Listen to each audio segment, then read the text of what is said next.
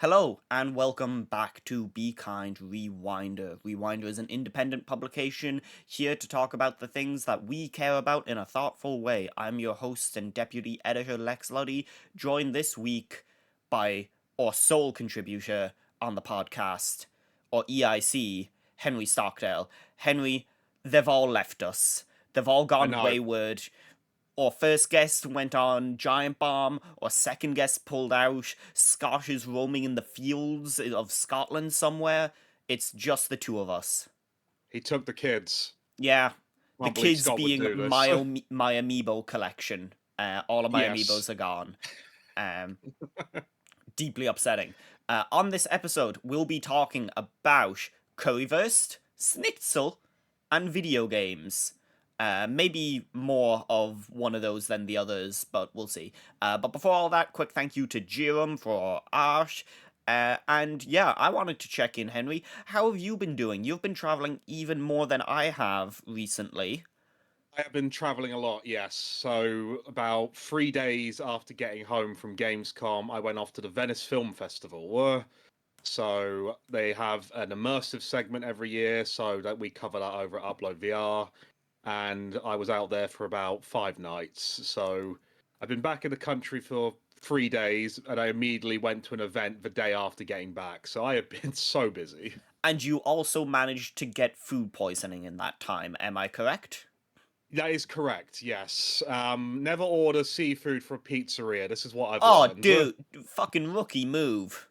It was the hotel restaurant, to be fair. That's even worse. That's yeah. Rookie move. Yeah. You're better than this. I thought it'd be fine. Yeah, evidently not. What is a show like Venice Film Festival like for games? Does it feel like a afterthought, or does it feel like this is kind of where the VR people go to bang their chest and show how legit they are? I'm not gonna read too much into the fact that the island used to be a leper colony, but it's nice to have that sort of dedicated area. It doesn't feel like a side thing. Well, I mean, it does to an extent, but it doesn't feel like a side thing because they are eligible for awards, the competing projects, like the, Golden Lions? Yeah. They're free specifically for that. It's more... There are some games there, though they're usually out of competition stuff. So this year you had the Midnight Walk was there, which I reviewed a few months ago. A game called Ghost Town, which one of my games of the year so far. Cool. But really, it's more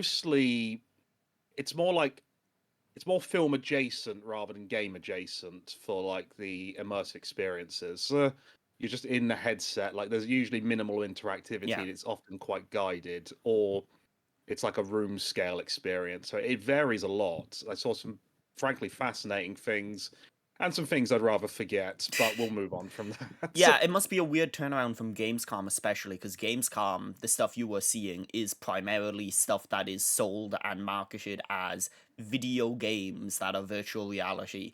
And then you go to this and it's like, no, these are experiences. Pretty much, yeah. And it's a lot quieter as well. Like, I mean, I could pack out my schedule if I wanted to, but it's not like I'm going from, like Hall 4 to Hall 10 in 10 minutes, rushing to get to the next demo. It's a lot more chilled out, which is really nice. Yeah, speaking of Gamescom, we were both at Gamescom, and I've shot a bunch of footage that I'm hoping to turn into a vlog over the next few weeks while I'm traveling in Japan, hoping to edit that together for Rewinder's YouTube. But I said I would just run through my schedule of games that I saw, and if there's any that you're interested in, stop me and we'll talk about them. Okay, sure. I'll pull up my schedule as well. And so I'll start here with 007 First Light. This was the exact same footage that they showed at that state of play, they told us that it was hands-on, and there was a guy holding a controller, but that footage was identical to the footage I saw, down to like some details that I don't think could have been replicated by a human. So either Sure. they were capturing during the first, because that was the very first appointment they had of the day, so either they captured that appointment, or they were just hitting play on a video package, both of which could have been pretty likely. I have a preview up of this on Shack News. I was reassured by what I saw that this still has enough Hitman in it to keep those IO fans happy. As someone who really likes, or respects is probably the better word for those Hitman games. It definitely seems to have that open-ended mission structure and replayable levels. But then it also has like set piece sequences that string those along. So like a car Sure. chase leading into a plane thing. Um, and so yeah, I am very interested in how this game shakes out, and I'm looking forward to it. What was your first appointment? So my first appointment was for a game called Street Gods. I'm going to ignore DevCom here because that wasn't really Yeah. like one for those demos. Game called Street Gods. So that was action roguelike VR game. And honestly, after the day I had on that Wednesday where I lost my phone, it was an incredible stress relief. Oh Yeah. my god. Yeah, I can imagine Yeah. trying to like play demos and be professional after losing your phone at Gamescom. That boy. Yeah, it was not ideal. Walking in, having to scan your ticket off a laptop, let me tell you, that's quite an interesting I'm thing. sure they loved you. They were like, "Ah, this fucking guy." Yeah, this guy, what look, check this guy out. What does he do? I don't know. But funnily enough, my second appointment would have been 007, but they were overrunning at that point, so I Yeah. was like, I had to cancel it. So I didn't actually get to see that directly, but I'm encouraged Did by you watch the state the of play yesterday? Not, I didn't watch it live, but yes, I did see Okay, it. that Yeah, footage is the exact stuff that we saw, down to like the dissolves and like the cuts between stuff. Um, sure. so yeah, that I'm very optimistic about that game. I hope it's good. I hope Mind's Eye hasn't shaken IO too much, because they're still self-publishing. But you know, I think I could have included the news story. They were Hack and Abrak was out there being like, yeah, I don't think we're gonna do any third-party publishing for another while, unless we are like very confident in a game, which boy, Sure. they must have really felt shaken by Mind's Eye, and I would too. Um, Yeah. the Oh, next game that I saw was Directive 8020. This is one of the few games I haven't done a write up for yet, and I still have to, okay. so I will get onto it. Or I won't like go too super in depth with it. I interviewed the two leads of that game, who I interviewed a year ago as well. Right. And that game definitely seems like the biggest production value of any of those Dark Pictures games. It seems like the most standalone of any of them. Like they're all kind of standalone, but even this game doesn't start with the guy in the library that is in all those games kind of talking to you. It just starts with the game. Um, Sure. and they seem to be playing around with stuff like licensed music more. They seem to be having fun with that because each segment ends almost like Alan Wake 2 ends with like a needle drop and just like a musical bit that like plays out, which I really dug. Mm. Um, Okay. and yeah, I'm looking forward to playing more of that. I hope it's good. Um, Next up, I had The Expanse. I probably won't be writing a preview of this because it was very early, and also I am not an Expanse person, so I just wouldn't be the right Sure. person to write Yeah. the preview. But this looks really good. This looks like a Mass Effect game that EA isn't making. For better and worse, it definitely seems like slightly lower budget, but it still does seem like pretty fucking expensive. One of the things that they were talking about was like, yeah, we really like the visuals of the show and the storytelling of the books, but we Yeah. wish that the visuals of the show could maybe be more true to the books, and a lot of the visuals of the show were limited by budget. That show was originally a sci-fi show before it went to Amazon for its final 2 seasons, I think. Um, Right. Okay. Yeah. but what they were showing off was like, oh shit, this does look good. This does look like fucking space stations and like rotating space stations and all of this. And the demo that they showed off was basically you arrived at a space station and these guys were tracking you down there, and they get there, and then the guy at the space station is like, listen, we can either fight them or we can tell them that you have fled. And that was like the big choice that we had to make in the demo, and we decided to fight Right. them, and boy, almost everyone on the space station died, so that probably wasn't the right call.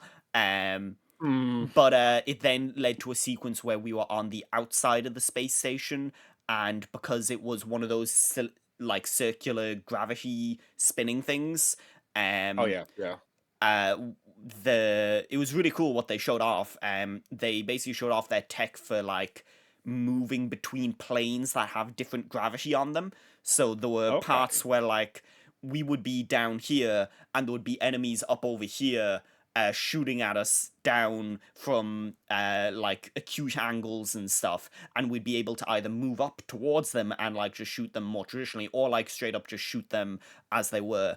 And because you have like magnetic boots, you stay locked on to the ship's surface, which also led to some very funny stuff where like when you killed enemies, they just stayed there but dead with their fucking boots Oh magnetized to the dear. thing, which was very funny. Um, But next, yeah, I suppose that is what would happen. Yeah. yeah, what else did you see on Monday? So I saw that Star Trek horror game, Infection, the one being published by, is it Bloober's publishing arm? Was it Broken Mirror? I think it's called. Yeah, Yeah, Star Trek Infection. That was. I mean, I'm a coward when it comes to horror, particularly in a headset. So I bailed out because it looks like it's done well, and I like the idea of like you've got that sort of familiar setting, but it's been twisted. But nah, I can't hack is it that. something that I don't think I know any Star Trek fan that wants horror stuff. Like I know that Star Trek is meant to go between like tones and like genres and stuff, and that's one of the great things about Star Trek, but usually that Yeah, is like so that they can go from political melodrama to comedy farce, and yeah, people tend the big sentiment that I've seen around the recent Paramount stuff is like, hey, this stuff takes itself a bit too seriously, especially like that Section yeah, 31 movie. Um, this seems like yeah. they're doubling down on that in a really weird way. Yeah, no, I agree. It's not the choice I would have made, but I do know I have seen like in our audience Star Trek fans who are like, "Oh no, I'm actually all in for this," Yeah. including our video producer. And I'm like, "Okay, I mean, fair enough. The review is yours, Don. Take it." But I'm Yeah. not. I wonder if Yeah, like the Star Trek Bridge Crew people, like people who really like that, will enjoy it. Um, the it's a next, very, yeah, yeah, yeah. It's uh, not. You. the next thing I saw was Crimson Desert. This is my second year seeing this game, and I still don't like it. You can read my preview on Shack News as for why. Um, I really don't like that game. I I don't then know anything about it, but I'll look at the preview. look at the preview, and look at the I posted an image, or I yeah, there's a screenshot in there of the controls that it asks you to use when you are picking up a pole. So like there is Ah, a yes, yeah, yeah. there is a banner on the floor, like a banner for your army, and the game is like, oh, pick this up and put it down in this place to rally your troops. And I'm trying to find it now here, and I'll read this out to you. In most games, this would be two buttons. This would be press square to pick it up and press square to put it down. Um, Yeah. this is the instructions for picking up a banner in Crimson Desert. Press L3 and R3 to enter focus mode. Press triangle and circle to lift banner. Press X consecutively to lift it faster. Press triangle to carry banner and move. Press L1 to aim, and press triangle to plantish into the stand. I, Um, and I get, so, like, I get sometimes games need to have complicated control systems. Like, Tears of the yeah, Kingdom is an example of where that is true. There's so much going on in that game that you need all that. A lot of this felt like fucking needless, and it was for everything. It was for the combat. It was for selecting arrows. It was for this is like a medieval yeah, fantasy Celtic looking game. That was another thing I sure. didn't super love was like it seemed to be combining medieval fantasy and Celtic stuff, but like with no consistency as to who or what was English and who or what was Celtic.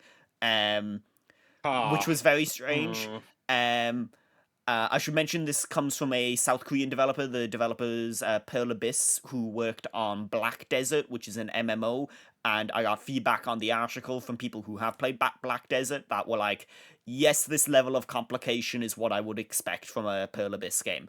Um, but I don't think it makes for a great console adventure game.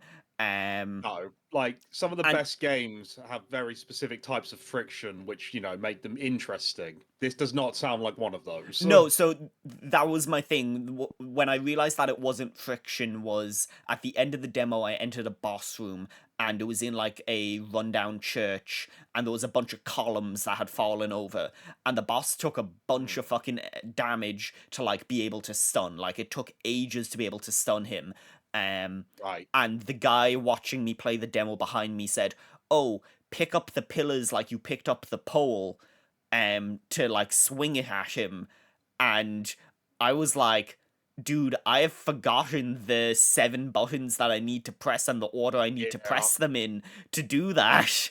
yeah, And then I just wound up being timed out on the demo. So I was like, well, okay, maybe if I had like an instruction manual in front of me, this would be okay. But like, I don't know. It seems like maybe a bit too much in some ways. yeah. Um, but then I cleansed my palette with a game called Valor Mortis, which is the next game from the Ghost Runner team.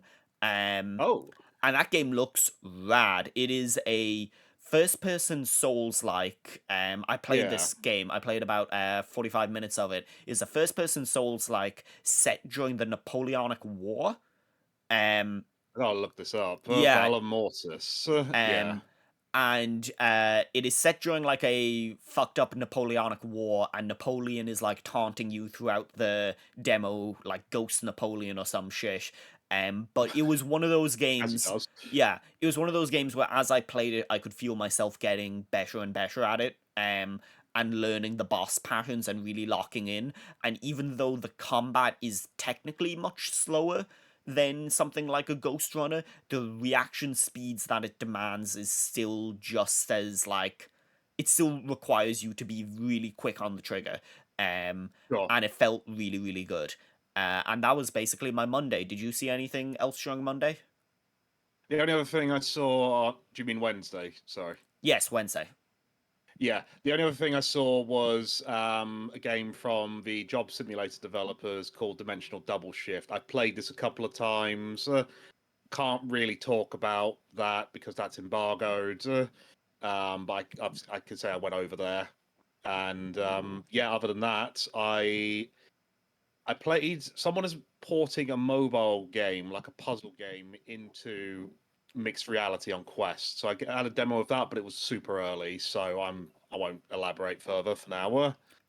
And Uh that was my Wednesday. Yeah. yeah, my Wednesday ended with me finding out that my flight home had been cancelled, which then led to my first appointment on Thursday being cancelled Oh, while I rang the airport trying to sort that. It also led to my first appointment on Friday being cancelled because I had to ring them back. But that's a different story. My first game that I yeah. did play on Thursday was Scott Pilgrim EX, the new beat 'em up from Tribute Games. I The am. I need to play this. I really enjoyed the old one at the time. It feels really good. It feels like they have learned a lot in the years since the original Scott Pilgrim game. Tribute Games came out of the team at Ubisoft that worked on that Scott Pilgrim game leaving Ubisoft and forming their own thing. Sure. And so them coming back to this franchise feels pretty fitting. Apparently they had like kept in contact with Brian Lee O'Malley, and he was like, "Hey, I want to make another Scott Pilgrim game, and I think that you guys would be the perfect fit because you've already made one." Makes So sense. Yeah. apparently they reached back out. This is the second Tribute Games beat 'em up coming out in like 12 months. Marvel Cosmic Sure. Invasion is also coming out later this year. So it felt really good. It looked really good. It was hard to get a read on the music, but Anna Monoguchi is back. I just couldn't really hear it because it was so fucking loud on the show floor. Yeah. Um, Understandable. but yeah, that was the first thing I saw on Thursday. What did you kick off your Thursday with? So my Thursday began at the Bandai Namco booth. That was where I played Toa and the Guardians of the Sacred Tree, and Pac-Man World 2 remake. Was it Repack? Repack. Yes. So both of those previews you can read on Rewinder.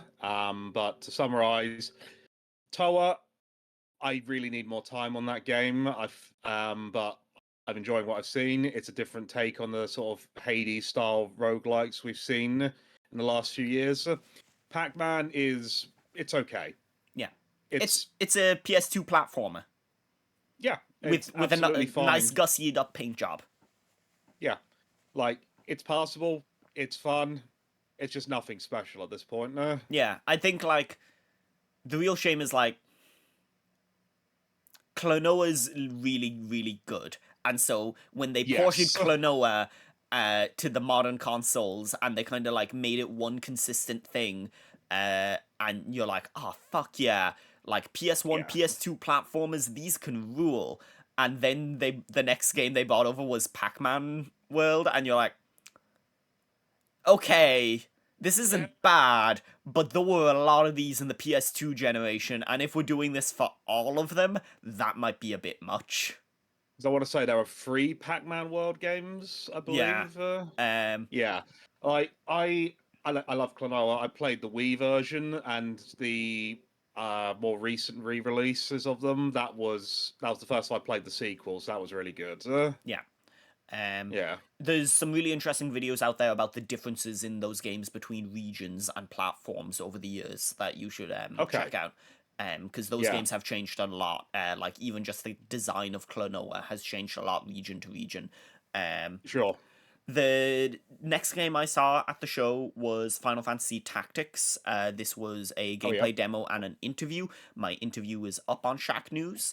That was a really interesting interview. It was meant to be a roundtable interview, but then one of the people didn't show up, and the other person left after one question and wasn't even recording their answer, which was weird. That is Um, weird. What? so it was me, two game developers from the tactics team, two translators, and two PR people in the room. And I was like, this is a lot of people in a small Oh room. boy. Yeah, that interview went Oh. fine though. I just had to like come up with questions on the spot because I prepped for a group interview. I had like 4 questions written, and then suddenly I had to ask more questions than 4 questions. Um, Yeah. Oh, that's rough. I Sorry to hear it. I'm excited about this game. I'm really excited to play the full game in full. The changes that they have made to adapt it for a modern era, which like even if they just added a fast forward to the original PS1 game and left everything else the same, I would be happy. And in some ways, I'm kind of I should say there's 2 versions of this game in the Evil East Chronicles. There is the Evil East Chronicles, which is the game rebuilt from the ground up in like a slightly more modern art style and with voice Yeah. acting and with fast forward and with other different things like rebalances and things like that. And then there is a version of the game which is basically identical to the original PS1 version that they remade from scratch because they didn't have the source code. Um, I kind Ah, of there's a tale as old as time. yeah. Yeah. I kind of wish that I could implement some of the, and I know that this would like make the project way fucking bigger, but like I'm not too fussed about voice acting or new lines of dialogue or anything. Like, I would like to play the original version of that game in a lot of ways, Yeah. but I do kind of wish there was a fast forward, because going back to that game now, some of those animations are really long and you see them a Yep. lot. Um, It so was the same with like Final Fantasy VII, like not necessarily the animations, but just like the exploration sequences on the original PS1 version. You realize, oh, this is actually really drawn out. So yeah, that fast forward on like the modern version, brilliant. Like I yeah. played it again on Switch that way. So that is one of those things where, like, I wish there was a best of both worlds option as well. I know that that Yeah, would then mean making like three fucking distinct versions of a game, which would be ridiculous. Um, and but all the would same, like, yeah, and would also probably dilute the value of the work that they're doing on the Evil East Chronicles by saying like, this isn't the true version. Um, but yeah, I'm excited for yeah, that game. I will play it when it comes out. I'll hopefully review it for Rewinder if they send us a code.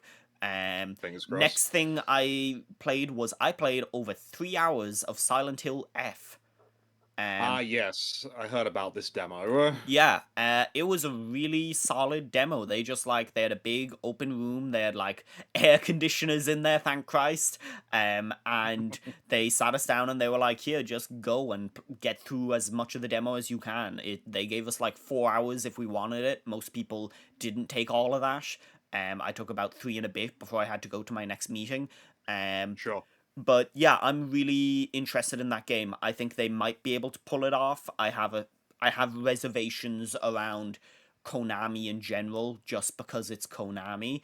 Um but Understandable. having now played that game, I'm like, I think the people making this game get it. I think they understand it. Yeah, And I think they're locked in for what it is. Um sure.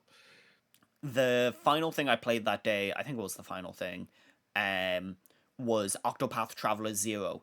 I Oh don't have a yes. preview of this because someone else at Shack News covered it. But this is a new Octopath, is a weird way to put it. It is the mobile game, but it totally reworked Hmm. for consoles with like upres art and redone mechanics. The Sure. biggest mechanic that they've redone is that mobile game is a gotcha game. So instead of gotcha characters, they just have 30 of the characters from that mobile game, and those will be your party members. So you can recruit, instead of like the Octopath's traditional 8, you can recruit 30 party members, and then there's 8 people in your Okay. active combat party. Um, which was Sure. really Yeah. interesting. And I think that like that Octopath combat is really fucking good. Especially Octopath Travelers 2's combat. And this seems like a very like logical continuation on from that. There's also a house built, or like a like village building aspect to it that I didn't see enough of to understand. I like just placed down a few buildings and I was like, yeah, those are some fucking buildings I placed down. Um Sure. and so I'm curious how that like evolves, but yeah, that was everything I saw on Thursday. What else did you see? So my Thursday was mostly just more casual meetings with the various developers, like like the smaller VR devs, like one-to-one stuff in a cafe or something like that. So nothing, not a huge amount there, but I did have two more demos after the Bandai Namco booth. I was supposed to play Escape Simulator 2, but the monitor broke on the way Nice. there, which yeah, I hope they got that sorted. I found another one, but I played Deadpool, which I'm gonna be honest, is fucking sick. It's the combat is exceptional. It's I, I'll be honest, I could barely hear the voice acting because yeah, like even in like the business halls, still very loud. Hmm. You can tell it's not Ryan Reynolds and it's Neil Patrick Harris, Yeah. but he still does it well, and it's high intensity, yeah. But Matt, when you pull off you pull off these different combos, these different moves, it feels great. And the other thing I played was surprise, surprise, because I was there for upload mostly. Another VR game called Reach. This one's been doing the rounds recently, a lot of different shows. So I played the Summer Game Fest demo And that was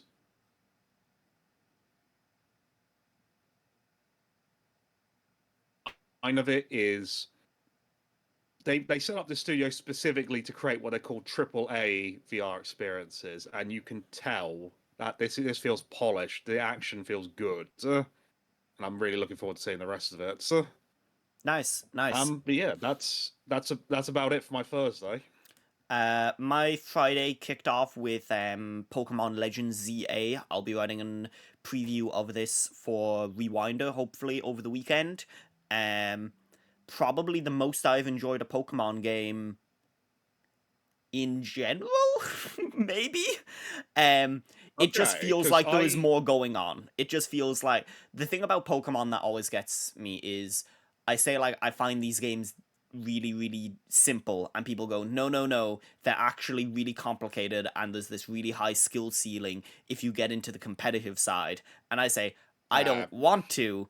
I just want like a decently interesting RPG, and so instead, yeah, I'm interacting with the stuff that is designed for children for like 60 hours, and then I'm kind of done with it.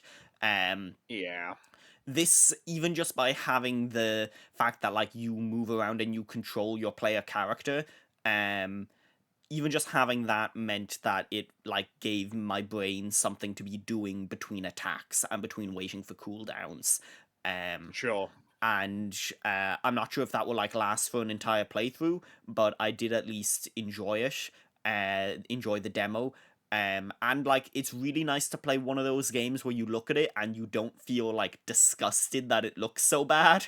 You're like, it's a 3D Pokemon game, and you're like, oh, there's some charm in these, like in this art style and the animations. Still think like the 3D models are pretty soulless and lifeless, but like at least it like is HD. At least it's I running at an acceptable like frame rate. I assume this was a Switch 2 demo It was. It for was. it. Yeah, yeah, okay. Like I have fallen off Pokemon a bit in recent years, but the last one I can really say I enjoyed was Legend, the first Yeah. Legends game. Legends Arceus, and that's because it was it Yeah, was something different. And yeah, I think that that is really what the Pokemon franchise. It doesn't need because it will sell a billion copies no matter what. But like, it's yeah, what it should have if it is going to have long term legs. Because like the thing that you worry about with the Pokemon franchise is right now they are really good at getting kids into Pokemon, and that's why those games continue to sell really well. But as consoles yeah, become less popular and as people move away from the console market or the traditional console market, will that remain true? And I think that if there comes a time where, you know, people are looking at a game that only comes out on the Switch and they go, I don't want to buy a Switch because they're too poor to, because that's the way the fucking world is going, and this hobby is becoming extremely prohibitively expensive. Or they're like, I have yeah. a phone, I can play those games anyway. That's when I'm like worried about if the franchise continues to have legs, not over like 10 years, but over like 30 years. And Yeah, like I'm we're willing to bet that's the time span that the Pokemon Company thinks in for the franchise. obviously we've not seen this of any of the mainstream entries yet, but we are continuously seeing them announce spin-off titles like coming to iOS, Android, Yeah, and Switch. yeah.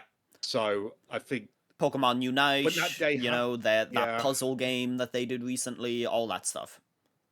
yeah, if the day comes, to be fair, I'm still holding out hope for a Pokemon Sleep Switch port. Like, come on, Oh yeah, yeah, we need it. that's yeah, we need it. Please, like I'll review that. I I reviewed need my calculators Switch and to alarm watch over. clocks. I need my Switch to watch over me while I sleep. Yes, is that so much to ask, Nintendo? I Really? need this. Um, But the yeah, the next thing I saw was Replaced. Do you know this game? This is the game that's shown up at a few Xbox showcases. It is the 2.5D pixel art thing set in a post-apocalyptic America. yes, I have seen this. It was one of them. One of our patrons was keen to get us to play Guy Thompson. Yeah, He was saying like about playing it, and it looks fantastic from what yeah. I've seen. This is not to be confused with another pixel art 2.5D indie game that showed up at an Xbox conference called, There I are think just so it's, many of them. yeah, I think the one that showed up previously was called like Another Night or Not Tonight or something like that. That game is Oh, right. being developed by a shithead, so it's not that game. This game is being developed by a Belarusian team, and they told me like some of the stuff that they have gone through as a team. They have been affected by the war in Ukraine. They had a team member drafted. They a team member died. Their Oh, art God. director died.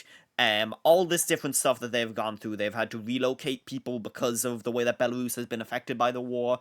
Um, Yeah. and so I was like in a position where I was like, I'm not going to be able to give this like an unbiased like coverage. I want these guys to succeed. I want them to do well. Yeah. But like it seems like they have been through the ringer, and so I really hope that this game is good. The thing that you might not get from the trailers is it has Arkham City style combat or Arkham Asylum style combat. Um Ah, Yes, in on a okay. 2D plane, which is really interesting. And I talked to them about the technical Yeah. challenges of that, and they were like, "Yeah, it was fucking hard, and it keeps breaking things, but we want to make it work."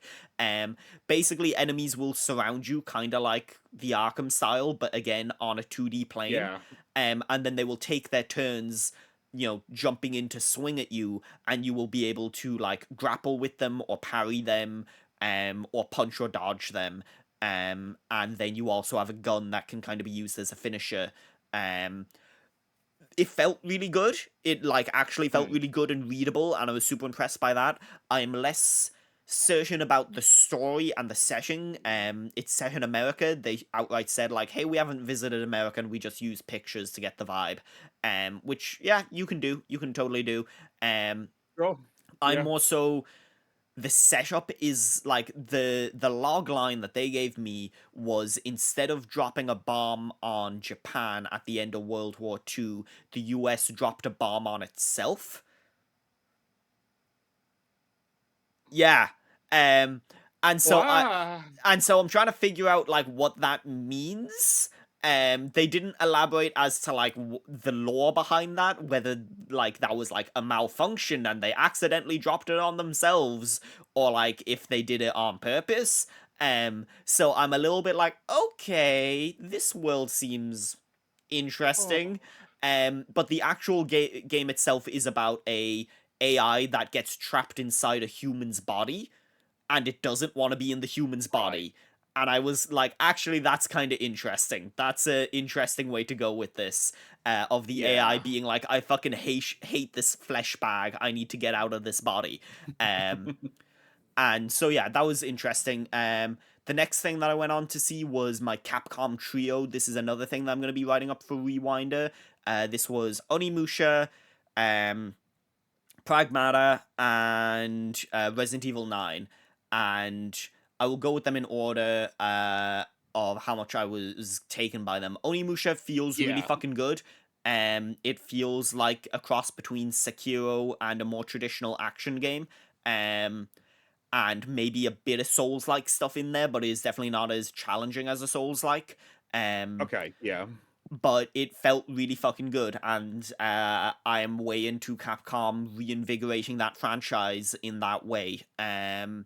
Pragmata, these will all be in the vlog as well. I have B-roll footage of all of them, so I'll like show some of that. Pragmata was like maybe my biggest surprise of the show. I did not go in with very high expectations, and I really fucking enjoyed my Pragmata demo. I got two All Pragmata right. demos, which was a whole thing. I gotta ask, what is your take on this story that that rumor going around that it's secretly a Mega Man game? I need to, Listen, I need to hear it. I know that Mike Minotti is very passionate on this subject. He proved as much as when I was saying, like, I don't think it is on an episode of Game S Morning, and he barged into the Discord voice call to defend the theorizers and be like, no, it totally is. It's not, dog. It's super fucking not. It's funny. It's a funny joke, but I don't think they're gonna do that. Um, No, surely not. but yeah, I really like how this game feels. I'm not sure if you seen gameplay of this? Have you watched any of the gameplay?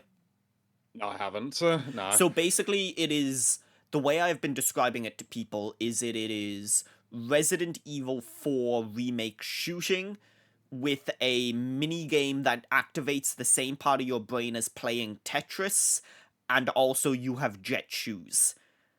Um, I'm 100% sold. yeah. Yeah, take my Um, money. Yeah.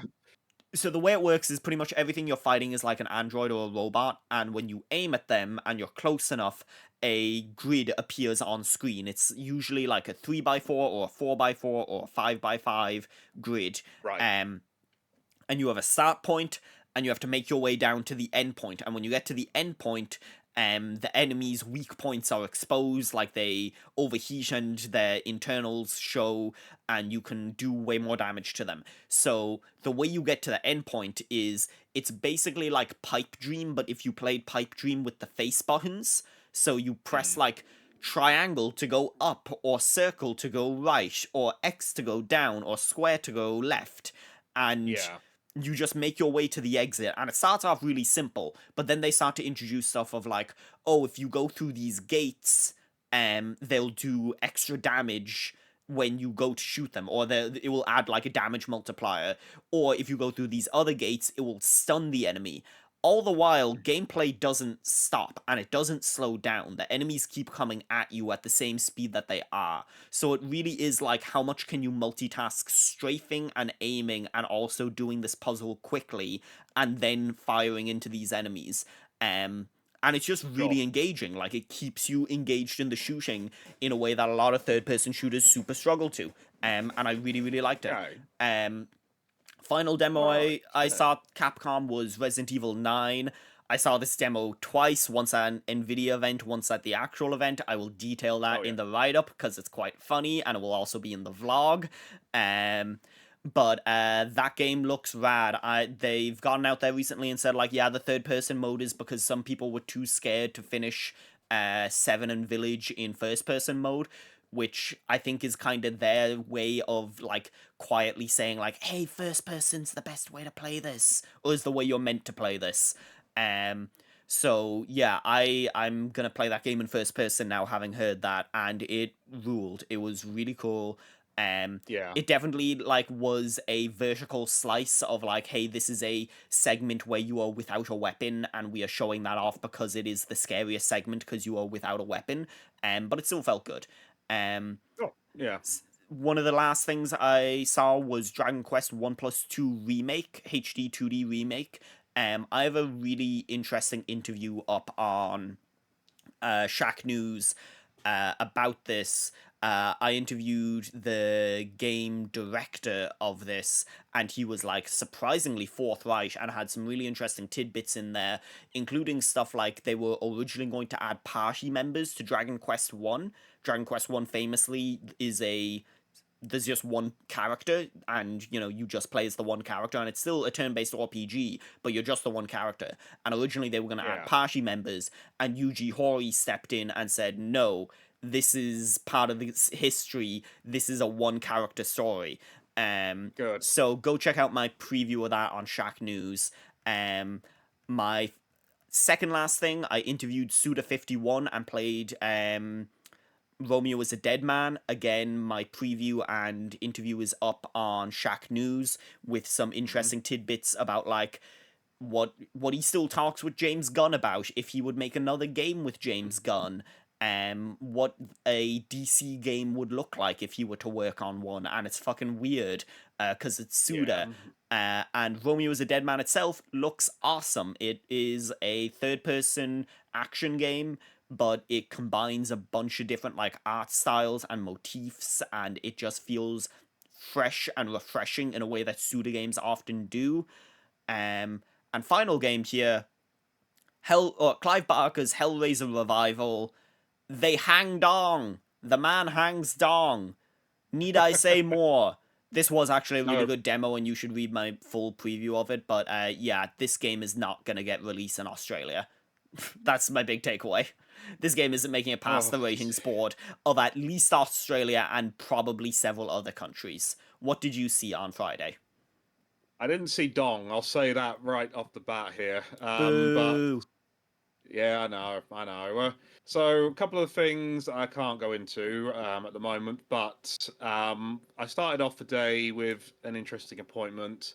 It was for a game called Monster Snap, which is basically Pokemon Snap but for cryptids. Nice. Yeah. Okay. Yeah, Sure.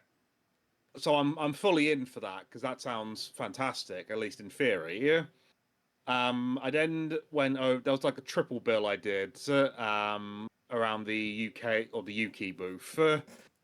So I did a game called Star Sand Island, which preview is up on Rewinder. Life sim, very anime. Looks really good so far. There's a game called The Signal, Stranded on Serenus, which is survival crafting adventure. You've got, I cannot remember the actress's name. Who is it that plays Zelda in the more recent Oh ones? yes. Yeah. Yeah. So that was quite fun. Weirdly enough, getting a VR port, so that write up is on upload. But that was booked before they announced that, so that just really weird sort of timing there. Um, the other one I tried in that triple part was a game called The Zodiac Trial or 13Z The Zodiac Trial. So again, that's got a preview up on Rewinder. It's again another sort of Hades style roguelike, but it looks at Chinese mythology instead, Cool. as you're trying to become the 13th Zodiac. So that was really good fun. I enjoyed that. So I had a good chat with developers. And then the last thing I can talk about is a game called Total Chaos. Have you seen this? I feel like I heard that name somewhere, but I have no idea what it is now that you say it. It was won by Apogee, and it originally was a mod, like a was it GZ Doom mod, which they have decided to fully remake. So it's like proper survival horror, like testing the limits of your sanity. I went over there because, lo and behold, VR support, surprise. But it ended up just being a shorter meeting because the people I need to speak to about VR were not there. So I was like, okay, well, I'll still have a look at this, and it looks good, just not my sort of thing at all. Cool. Cool. And that was it. I also had an Nvidia event where I played a few other things. That's where I played Pragmata and Resident Evil the first times. I also played Phantom Blade Zero again, and that game rules. Played Borderlands 4. I hope that game is good. And I had a few other meetings that like weren't really stuff worth talking about. But yeah, it was a really busy show. How Yeah. did you find Gamescom this year? Did you enjoy it? Sorry for losing my phone. Yeah, no, I had a good Did you time. think it was like a good and effective use of your time slash the industry's time? Well, that's the question, isn't Yeah. it? I it's that's a tricky one for me to say.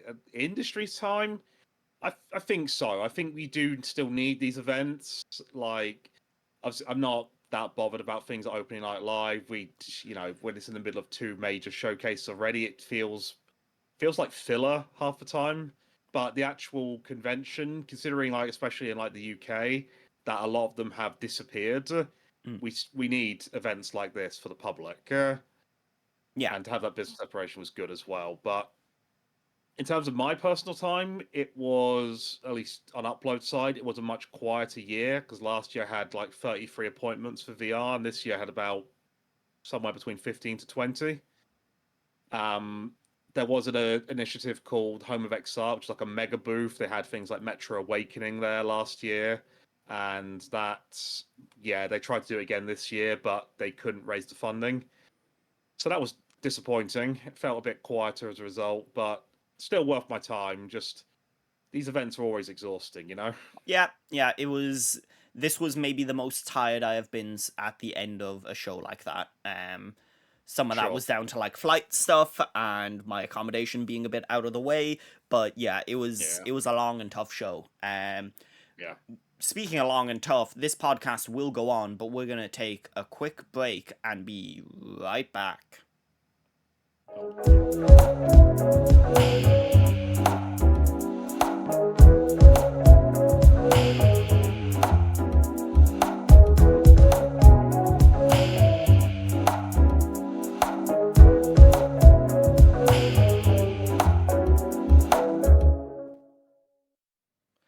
And we're back. We're back. Very short what we've been playing roundup this week, because honestly, I'm willing to bet we have mainly been writing these last 2 weeks since we got back, and You haven't would had assume much. correctly. Yeah, and haven't had much time for playing. I've been toying around with my Retroid Pocket, trying to get it set up for when I travel to Japan. I'm not going to be on the next podcast as I will be in Japan. Um, but that has involved getting a English fan translation of Like a Dragon Black Tiger running on Oh my wow, okay. yeah and those fan translations seem really like substantial and pretty good.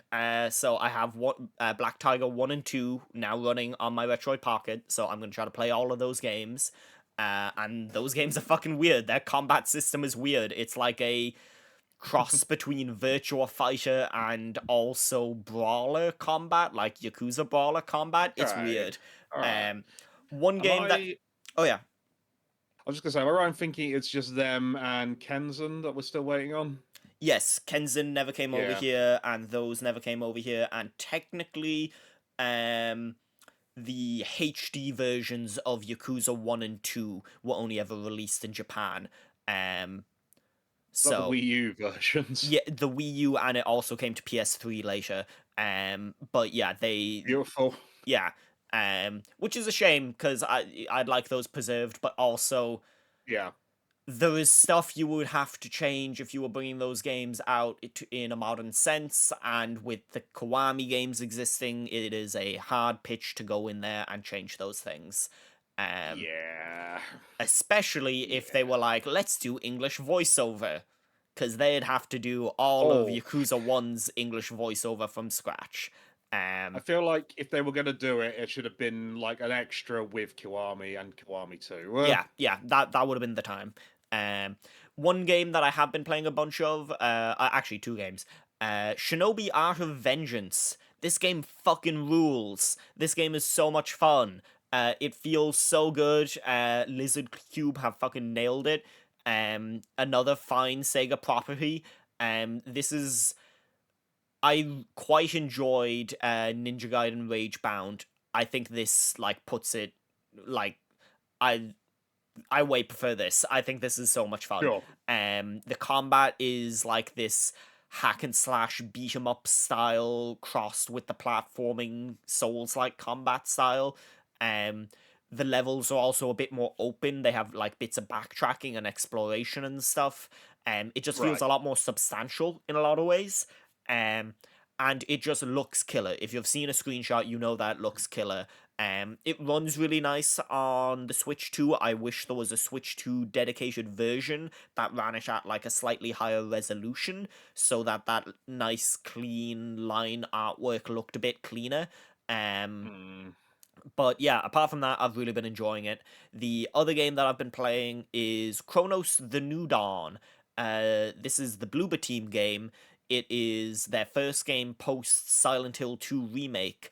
And it feels like much more reassured than any of the other games that they have made up to this point. It feels like they Interesting. have kind of dialed in what makes a good survival horror. They have a few interesting mechanical like twists in it when it comes to like, hey, these enemies, if you don't burn their bodies, they other enemies will like morph into their corpses or will absorb their corpses and will become Oh boy. stronger and more difficult to deal with. Um, and so but then also your like flamethrower is a limited resource, so you might not always be able to do that. And it's trying to like find that balance. The story I've actually super enjoyed, not necessarily because it's like especially well told or anything, but because it's like so deeply Polish and it deals with Polish Right. insecurities, post-war World War II insecurities especially. A lot of the plot of the game, so the game takes place in like the distant future after the end of the world, but a lot of like the plot that matters happened in like 1948 post-war, as like ostensibly a pandemic broke out within Poland, and the Yeah. government futilely tried to lock it down, and communist elements from the east were also pushing in on Polish communities, and it's really interesting. It has a very severe tone, would probably be the best way to put it, but it Mm. feels really unique, and I'm really glad that they get to make games that feel so true to their culture, to Bloober's culture. Yeah. I think that was maybe the biggest, not the biggest problem with the medium, because the medium had some fucking big problems, but it felt like a estimation of what American horror is, which in some Right. cases works. In the case of like Silent Hill 2, where it feels otherworldly and ethereal. In the case of that, it felt cheap and tacky. And I think that this feels much more authentic. So yeah, I'm really enjoying that. I'm hoping to finish it up before I go to Japan. I'm going to try to finish it this weekend. Um, but yeah, you have been playing something that is kind of on the other end of the spectrum when it comes to horrific, in that this game actually is horrifying. It is mortifying. You are eating people. I am eating people. It is honestly, it's absolutely despicable. It's Kirby. Yeah. It is the pink blob is back, ladies and gentlemen. And oh my god, I've actually missed this game. Like the Switch 2 version is it's it's really fun game to play in co-op. Was it Forgotten I Lands? loaded this up for like 5 minutes Yeah. just to look at the HDness of it. I was like, damn, this looks nice. Man, Yeah. Nintendo games at HD is fucking wild. These look really Yeah. nice. It runs smoothly. It looks great. I mean, already looked great even on Switch One, and it's just been really nice to go back to it. Like it's more of the same essentially, but I'm perfectly fine with that. Like it's a nice little expansion. No, Uh, and have you found that the new stuff that they have added, the new levels are like feel substantially new? Because I know, and we kind of found this. We played that Mario Party $20 upgrade. The stuff that they added oh there yes, didn't really feel like it was worth all that money. It didn't no, feel like it didn't feel like you were playing an $80 video game. Does the stuff that they have added here, do you think that justifies an $80 base price tag or a $20 upgrade fee if you already own it? a $20 upgrade fee. Yes, base price tag.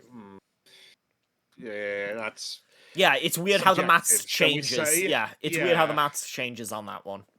Because the thing is, like, I'm pretty sure, like, with many Switch One games, I ended up like ordering this physically and end up paying £40 for it, maybe slightly less. So I'm not seeing it in quite the same sort of way because Yeah. it was just genuinely that much cheaper physically. Yeah, but I'm content with what it is. Like, it obviously there is new stuff in Mario Party, but then when your two biggest new things are locked to like local only, you don't really get the same thing from it. But in terms of Kirby, you've got a proper content expansion. I'd say it's worth it. Cool. And that's what we've been playing. We're going to move on to the news now. We're going to whip through these pretty quickly because it's been a long week and I think we're both pretty fucking tired. And You said recording it. this, we're recording this on a Friday as well, so I'm extra like, I need to stop. Um, so, first news story here. Hollow Knight Silk Song has a huge start on Steam, rockets to #1 on Switch 2 eShop. This is from Eddie McCoo at GameSpot. Hollow Knight Silk Song is finally available, and it's putting up huge numbers on Steam with the game blasting it off to 5,000 concurrent players in 5 minutes. That grew to 50,000 in 30 minutes and 100,000 in 45 minutes. At the time of this piece's writing, it was at 478,000 concurrent players on Steam. I think the highest it topped out on was like 534,000 ish concurrent players. The As it currently stands, the all-time peak, which says was from 3 hours ago, was 562,000 players, 814. Which is nuts. The Yeah, 2017 original Hollow Knight, its record was 72,916, which was achieved on September 3rd this year. So right Ah, before this game came out. Um, makes so sense. Yeah. yeah, it seems like this game really is just gonna fucking be the sales runaway hit of the year. I am fascinated to see what like Circana's numbers look like Yeah. next month, and where this lines up against some like actual AAA games. And like the other part of the story that we didn't mention was pretty much every storefront that this was on available on went down. Like you couldn't access the storefronts easily because they were being hammered so much. I know PSN was especially affected. Switch and Steam got hit pretty hard, and then Xbox people I think were trying to get around it by playing the Game Pass version and not buying it through the store, which apparently worked a bit better. Um, Ah. but yeah, this game is going to be huge. I played like an hour of it last night. Um, I'm not the biggest Metroidvania fan, which is weird considering I love the OG Castlevania games. I actually prefer them when they were linear. Um, but this game feels really good. It looks really good. And I think that some of its runaway success is just inertia of a meme. Um, at some point something gets so big that it just continues to get bigger, and that's what's happened here. I'm curious I yeah. how people feel about this game in 3 or 4 weeks' time, if there is like There's a a blowback. there's the thing. It's not just. I mean, yeah, like the constant memes of like Silk Song. Every time there was a presentation will have helped, and that silence did only. It made obviously that's sort of built in that time, but at the same time, like while the original game isn't for me, it still had a large number of fans. So I don't think you can say it's just. I'm not saying you are saying it's just that, but I don't think this is just there is grounds for it, like to Yeah. be excited. And I personally, it's not for me. Like I played the first one, I just could not get into it. I can't.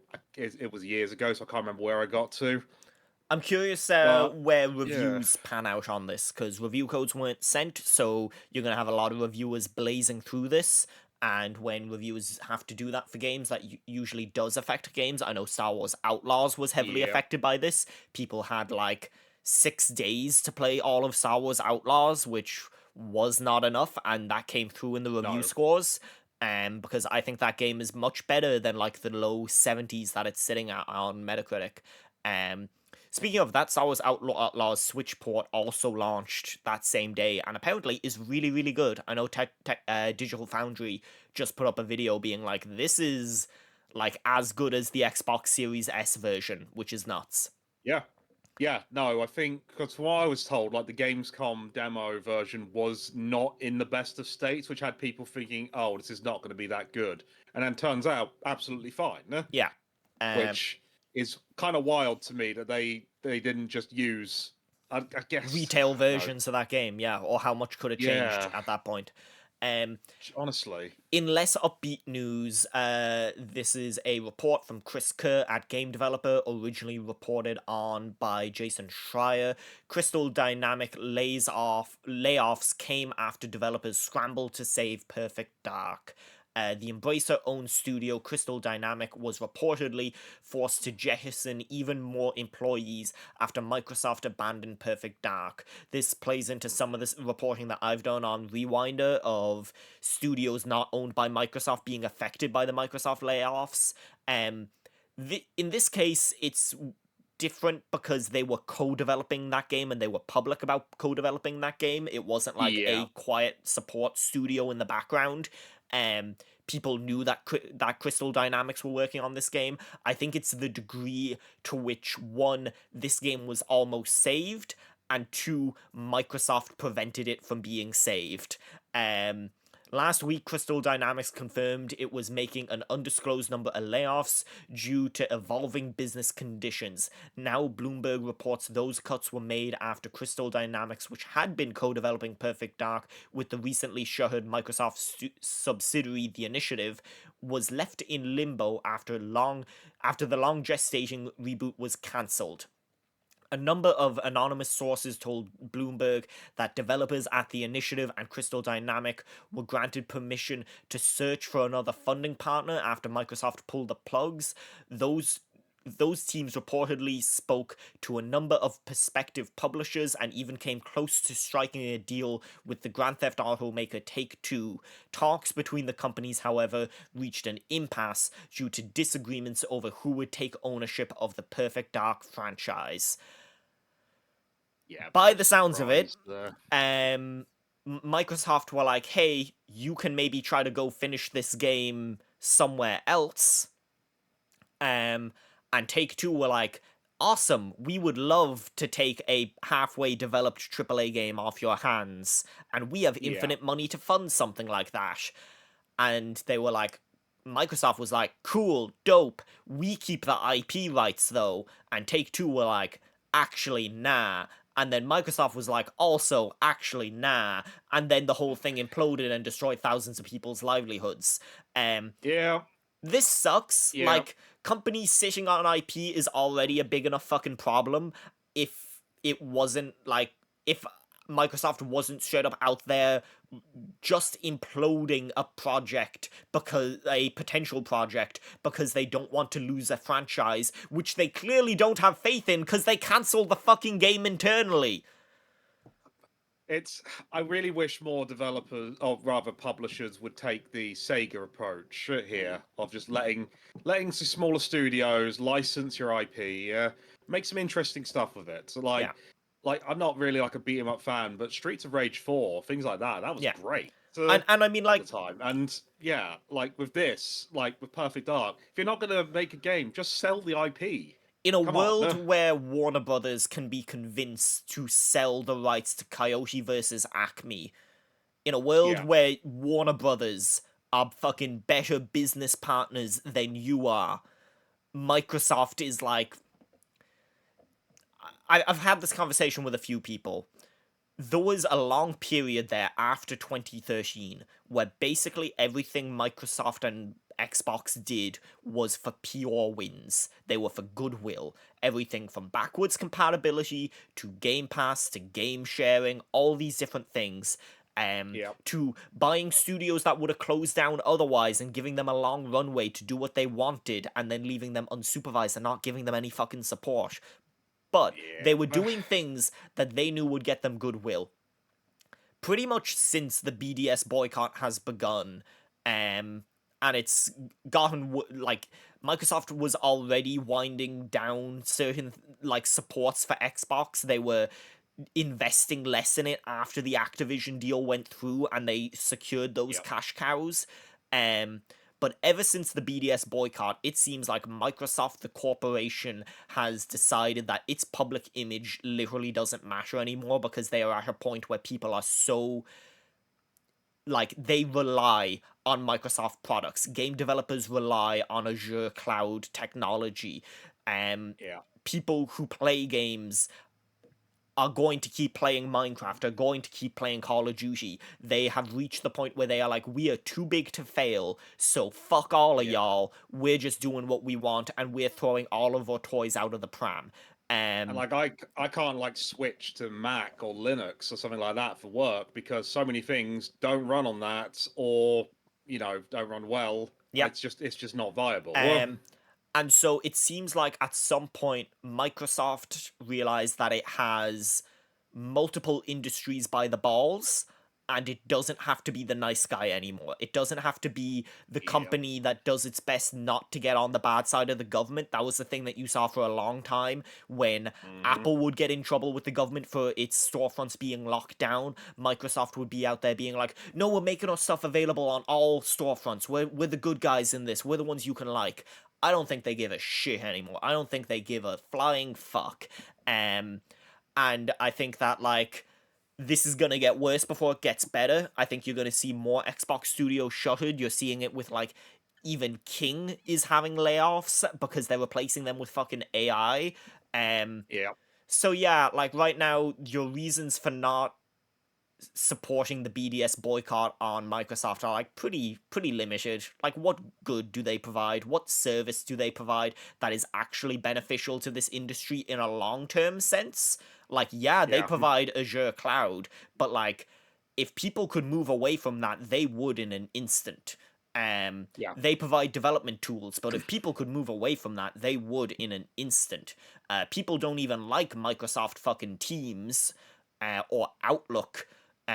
So I yeah, have been so tempted to sell my Series X. The only reason I don't is because I need it for like not just like review work, but like also consulting stuff from time to time yeah. because you need to be able to have different platforms you can test on. I just, I, it's, The only thing I have played I on my my contempt for Xbox this in company. 18 months has been backwards compatibility titles that I bought secondhand. Yeah, It sure. has been like Lost Odyssey and 50 Cent Blood on the Sand. You know, quality products. I, like you are that game's biggest fan. What can I say? Oh, I'm clearly not, because when I played that game like 2 months, like, actually no, it was longer, it was like 3 months ago, the same guy who joined my game 2 years ago and joined my game over multiple play sessions joined it again. So, Money Okay, Wave for second biggest life. fan. Yeah, Xbox user Money Wave for life is clearly the biggest fan of that game in the world. Um, Legend. Moving on to some TGS news, who knows, I might be able to report some of this on the ground over the coming weeks. Like a Dragon developer is set to hold its next big reveal event ahead of Tokyo Game Show. This comes from Andy Robinson at VGC. Ryoga Gotoku Studio has confirmed it will hold its annual summit live stream ahead of Tokyo Game Show next month. This event will take place September 24th at 8 p.m. PST, 4 a.m. BST, followed by an RGG Direct. Bit of like clarity on this. These RGG directs usually focus on the Like a Dragon franchise, so whether we see, I doubt we see much Virtua Fighter at this. I bet that shows up at TGS proper. And Yeah. I also am curious, it could go either way whether Stranger Than Heaven does show up at this. If it does, that tells us a lot about how they view Stranger Than Heaven. Um and so, yeah, I'm very curious to see if that is part of this show. I'm also very curious to see what they are working on in terms of the Like a Dragon series. Um, Yeah.